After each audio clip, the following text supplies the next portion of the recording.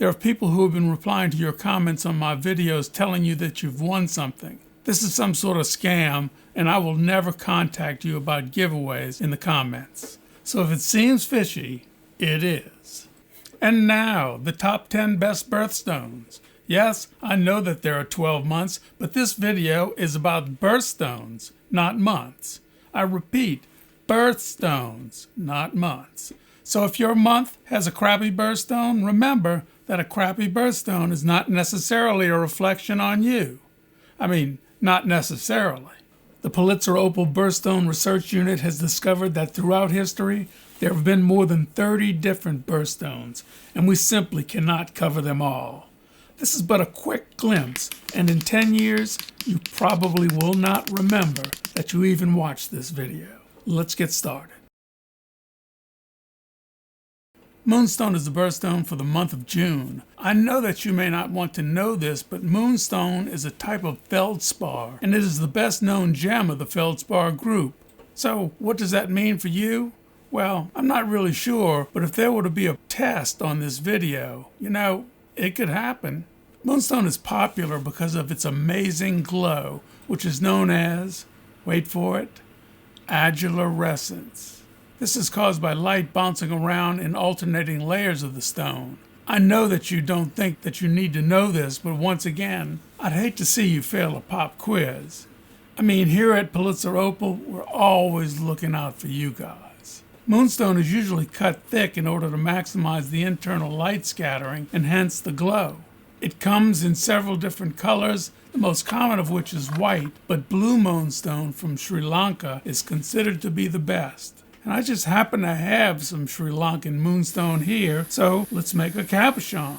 I'll probably end up giving the cabochon away to one of you, if that's all right. Moonstone has been used in jewelry since ancient times. The Romans believed that moonstone was basically solidified rays of the moon.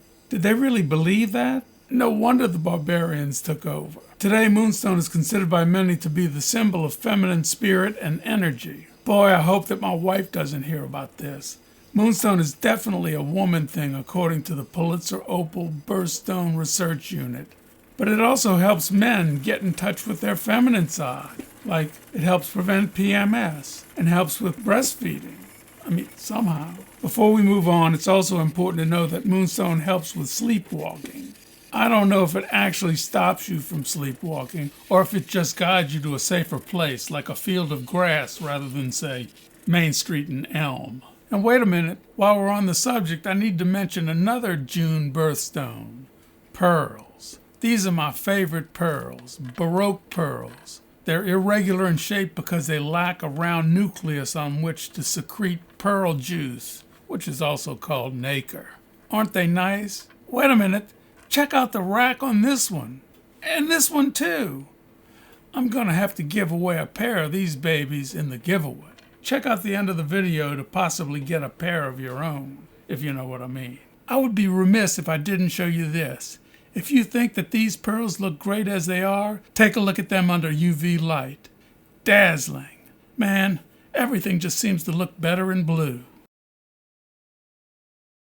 For the month of February, we have Amethyst. Its beautiful purple color is appreciated by all.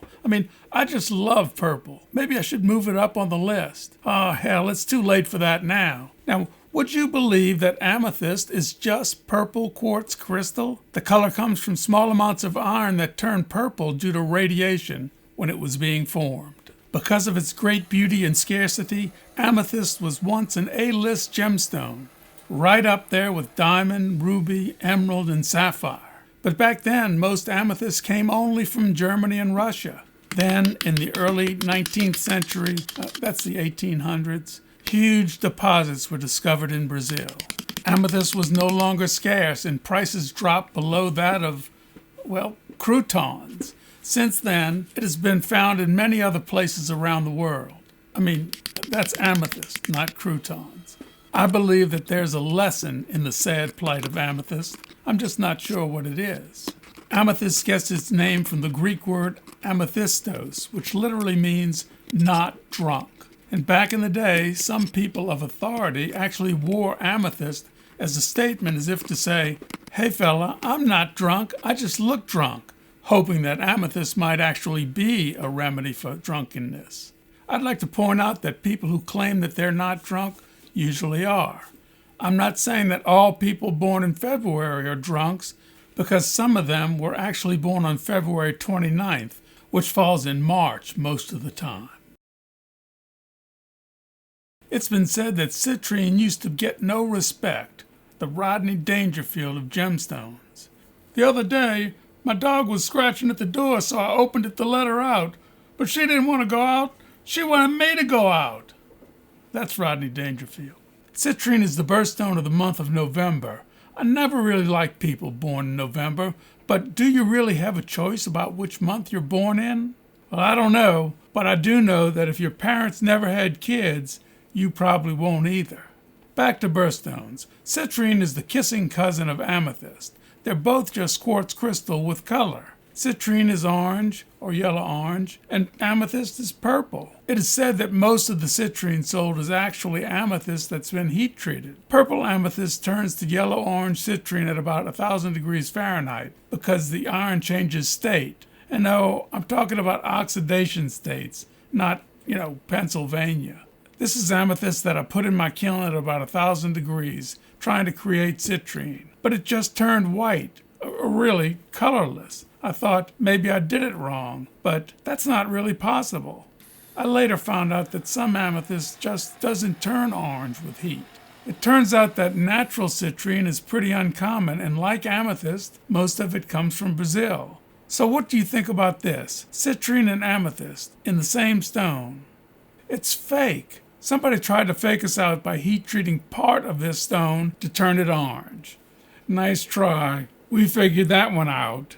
So what can citrine do for you, other than relieve you of your savings? Well, citrine is said to help with depression, diabetes, and sadness, but it is most important in combating bedwetting. But I'll tell you this, once the bed is wet, citrine is basically useless. It's not going to do your laundry for you.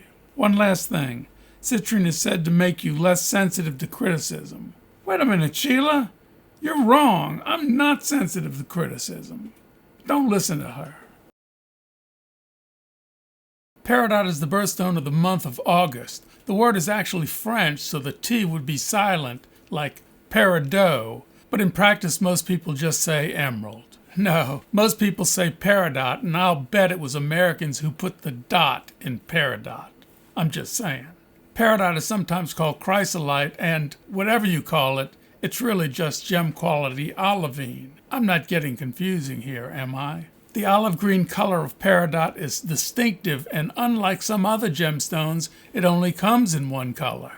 Now, olivine is actually pretty common, but because it is easily degraded by the weather, finding large enough pieces to use for gemstones is not easy. Most of the olivine comes from deep inside the Earth's mantle and reaches the surface via lava flows. In Hawaii and in a few other volcanic islands in the world, there are green beaches where the sand consists mostly of olivine. And no, it really isn't worth that much, so if you take a trip to Hawaii for profit, everybody loses.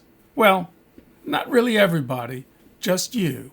The second largest source of olivine on Earth isn't really from Earth at all. Meteorites known as pallasites have significant amounts of olivine crystals, but the olivine is usually either too small or not of sufficient quality to be used as gemstones. And also, do you really want to break up your $80,000 meteorite to try to get yourself a handful of peridots? I say no. The role of peridot in history is, well, interesting.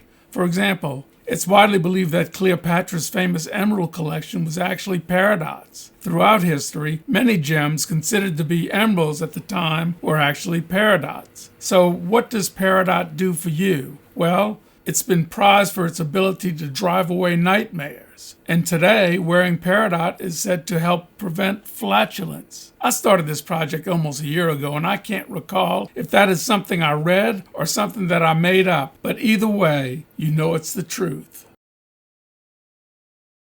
Bloodstone is one of the birthstones for the month of March. Bloodstone is a type of jasper that, like some other types of jaspers, has a green background, but the red spots is what puts the blood in bloodstone. Classic bloodstone, the type from India, has drops or streaks of red on a green opaque background. But unfortunately, the term bloodstone is now applied to any green rock with red on it, regardless if the red looks anything like blood. Now, I'm a purist, and only Indian bloodstone is the bloodstone that we acknowledge here at Pulitzer Opal. I mean, Indian bloodstone has areas that actually look like blood on a green background. Think Martians after a drive-by shooting. Okay, so bloodstone is not fancy like those other namby-pamby birthstones, but it actually has been used in jewelry for thousands of years. Many ancient cultures prized bloodstone for its beauty, but it was also thought to protect you in battle. Today, bloodstone can prevent bullying if you throw a large chunk of it at the bully. I have it on good authority that in India, bloodstone is sometimes crushed into a powder and used as an aphrodisiac. So, when she's not looking, just sprinkle a little of it in their tikka masala, and later you might find yourself celebrating the festival of the snake, if you know what I mean.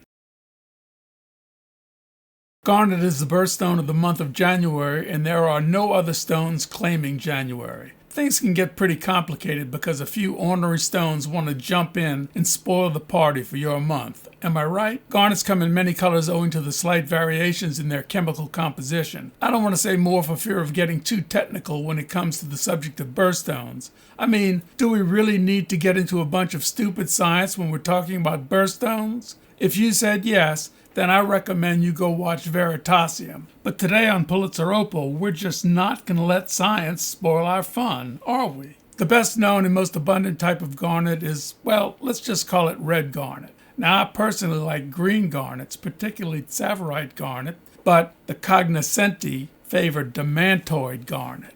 Garnets have been used in jewelry for thousands of years, even dating back to when your grandmother wore that bumblebee garnet brooch. You'll remember it. It was pretty scary, but not nearly as scary as she, particularly after she had a few whiskey sours in her. So you may be asking yourself, what is garnet going to do for me? Well, I'm glad you asked, because in the Middle Ages, garnet was commonly believed to guard against poison. Royals would drop a garnet gemstone into a glass of wine to ensure they weren't about to be poisoned. Now, I don't really understand how that was supposed to work, but I do know that many of them died. Not due to poison, but by choking on garnets. Tanzanite is the birthstone of the month of December. It was first discovered in 1967 and was the first new gem of commercial importance since the discovery of alexandrite in 1837. The guy who discovered tanzanite was Manuel de Souza, but he didn't know what he had discovered. He initially thought it was sapphire, but ended up calling it Peridot when he registered his mining claim.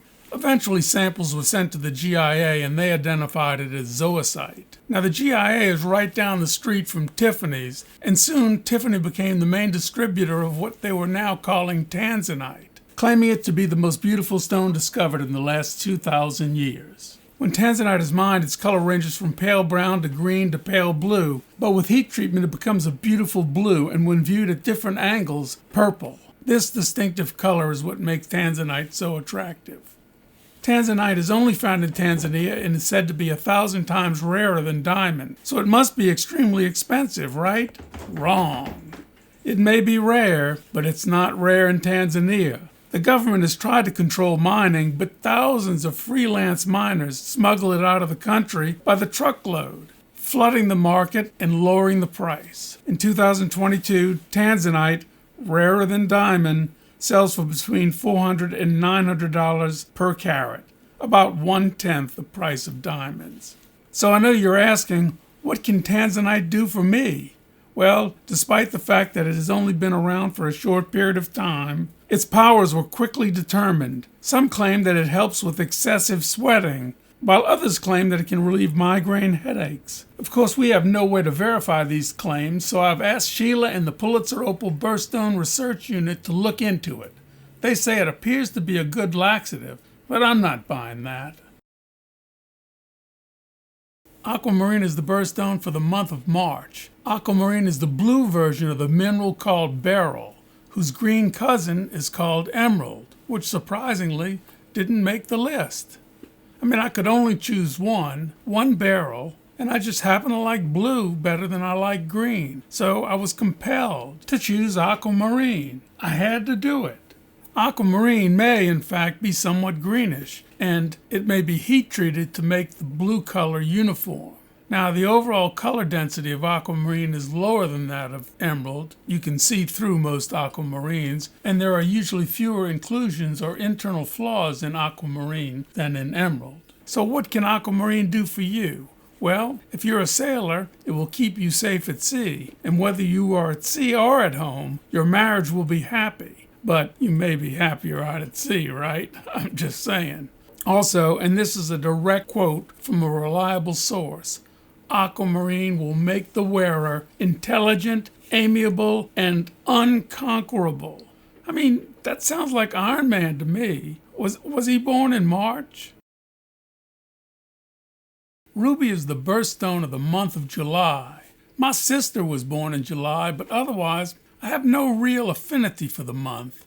Well, things can get pretty hot in July. Very hot. And I'm not particularly fond of that. But in July, my friends down in Australia are still cool, if you know what I mean.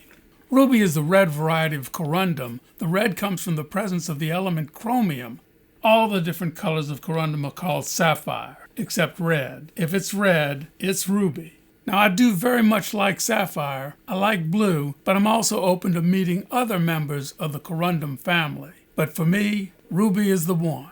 And that's because I have a whole bag full of rubies, star rubies. Now, these red corundum crystals, if you grind them, you may reveal a star. So far, I've polished about 40 of them, but no stars yet. The name ruby comes from the Latin rubinus lapis, meaning red stone.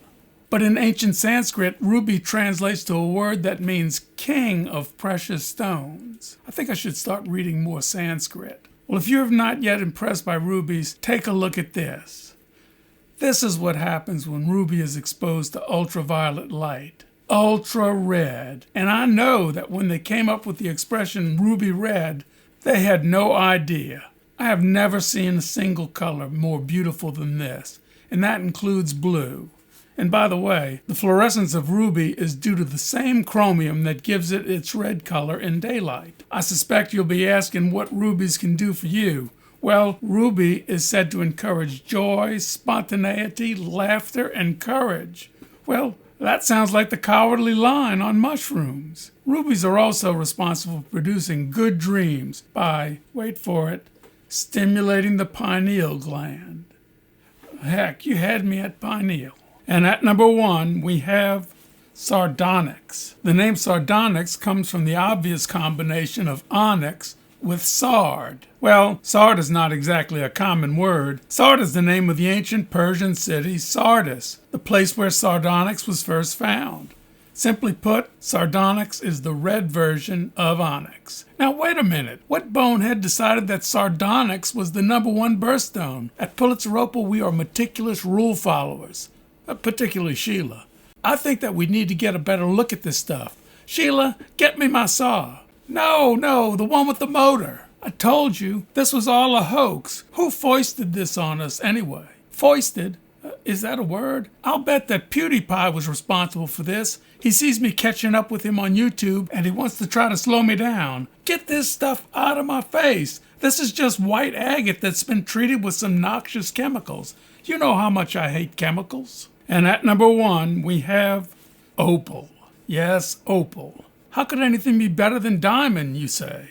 Well, I'm not saying that opals are better than diamonds. Diamond is the best colorless birthstone, and opal is the best colored birthstone. Simple as that. People just don't know opal. Americans are opal ignorant, and heck, the whole world is probably opal ignorant. But why? After all that I've done to try to help educate you, I believe the reason that we are opal ignorant is because there is no accepted grading system for opal. There are too many colors, too many patterns, and too many other ungraspable factors. People have tried to come up with a reliable classification system, but none has succeeded. And it's because there is no official way to grade them, jewelers are reluctant to buy them for their stores. And because there are comparatively few opals in jewelry stores, we just don't see them and we barely know they exist. About 6 months after I got my first opal, an opal dealer in Australia sent me a large, beautiful opal.